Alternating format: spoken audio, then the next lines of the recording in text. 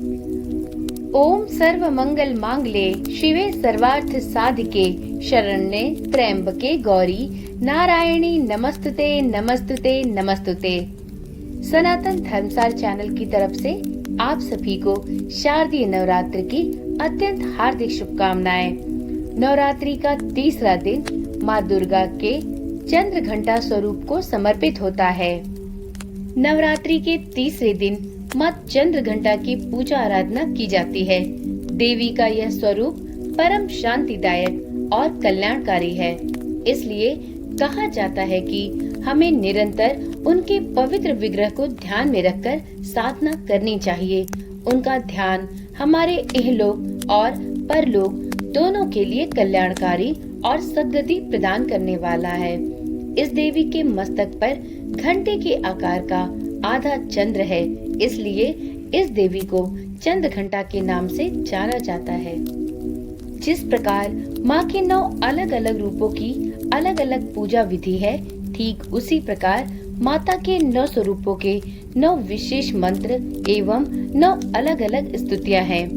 आज की वीडियो में हम सभी माँ दुर्गा के तृतीय रूप अर्थात माँ चंद्र घंटा के विशेष मंत्र स्तुति के साथ साथ माता चंद्र घंटा की कथा का श्रवण करेंगे और साथ में माता की पूजा विधि के बारे में भी जानेंगे।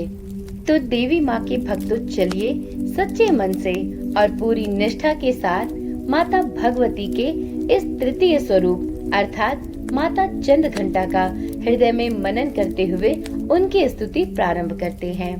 या देवी सर्वभूतेषु माँ चंद्र घंटा रूपेण संस्थिता नमस्तस्ते नमस्तस्ते नमस्तस्ते नमो नमः। मणिपुर चक्र में यदि माता का ध्यान करके इनकी पूजा आराधना की जाए तो साधक को सभी कष्टों से मुक्ति तथा मोक्ष की प्राप्ति होती है। माता चंद्र घंटा का मंत्र है ओम एम ह्रीम क्लीम चंद्र घंटाय नमः। अब चलिए सुनते हैं माता चंद्र घंटा की कथा। पुराणों में जिस कथा का उल्लेख है उसके अनुसार देवलोक में जब असुरों का आतंक अधिक बढ़ गया, तब देवी दुर्गा ने माँ चंद्र घंटा का अवतार लिया।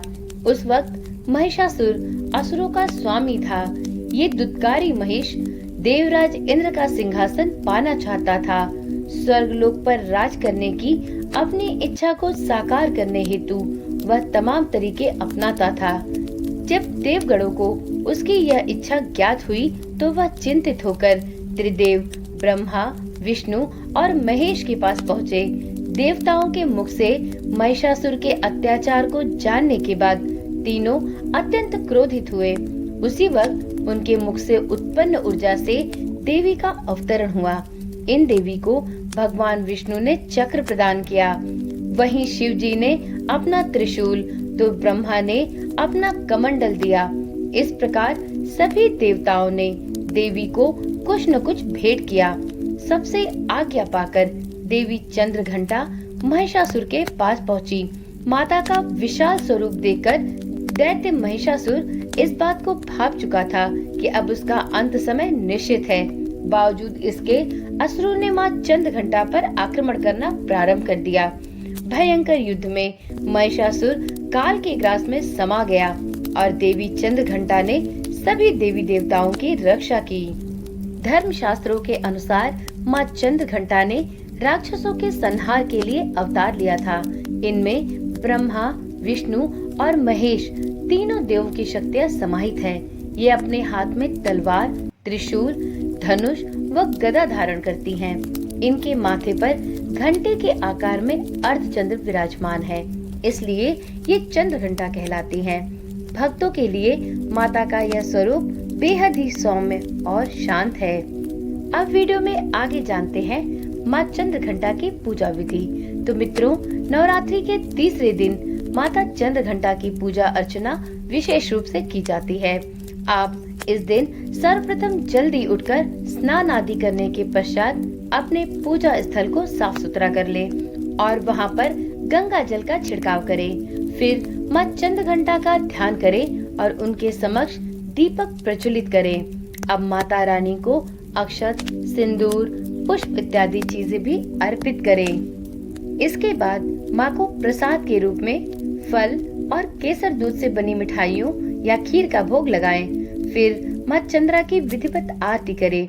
पूजा के पश्चात किसी भी गलती के लिए माता चंद्रघंटा से क्षमा याचना भी जरूर करें। माँ चंद्रघंटा की पूजा के समय सफेद, भूरा या स्वर्ण रंग का वस्त्र पहनना शुभ माना जाता है। इसके साथ भक्त इस दिन दूध से बने मिष्ठान का भोग माता को लगा सकते हैं। मान्यता है कि माता को शहद भी अत्यंत प्रिय है, तो आप चाहें तो माता को इस दिन आप शहद का भोग भी अर्पण कर सकते हैं। माता चंद्रघंटा का पसंदीदा पुष्प कमल और शंख पुष्प भी है। आप चाहें तो इस दिन माता को यही पुष्प अर्पित करें। इससे आपको माँ की विशेष कृपा प्राप्त होगी। इस दिन जो लोग दुर्गा पाठ करते हैं वो चालीसा, स्तुति और दुर्गा सप्तशती का पाठ भी जरूर करें। तो मित्रों, इस प्रकार से नवरात्रि के तीसरे दिन माता चंद्रघंटा की पूजा अर्चना करके हम सभी साधक माता की असीम कृपा प्राप्त कर सकते हैं। मित्रों, यदि वीडियो अच्छी लगी हो तो इसे लाइक और शेयर करें, साथ ही चैनल को भी सब्सक्राइब करें, जिससे आने वाले नवरात्रि के बाकी दिनों में आपको माता की प्रत्येक स्वरूपों की कथाएं, मंत्र, स्तुति और पूजा विधि की भी जानकारी प्राप्त हो सके। तो सब प्रेम से बोलिए, माता रानी की जय हो, नौ दुर्गा की जय हो, माता चंद्रघंटा की जय हो। माता चंद्रघंटा की कृपा सब भक्तों पर बनी रहे। तो चलिए आज की वीडियो यहीं पर समाप्त करते हैं। कल मिलते हैं नवरात्रि के चौथे दिन माता कुष्मांडा की कथा के साथ। माता की कृपा सब भक्तों पर सदा सर्वदा बनी रहे, इसी आशा और विश्वास के साथ कल मिलते हैं। माता की कृपा सब भक्तों पर सदा सर्वदा बनी रहे। माता का जयकारा लगाए बिना कहीं मत जाइएगा। तो बोल सांचे दरबार की जय।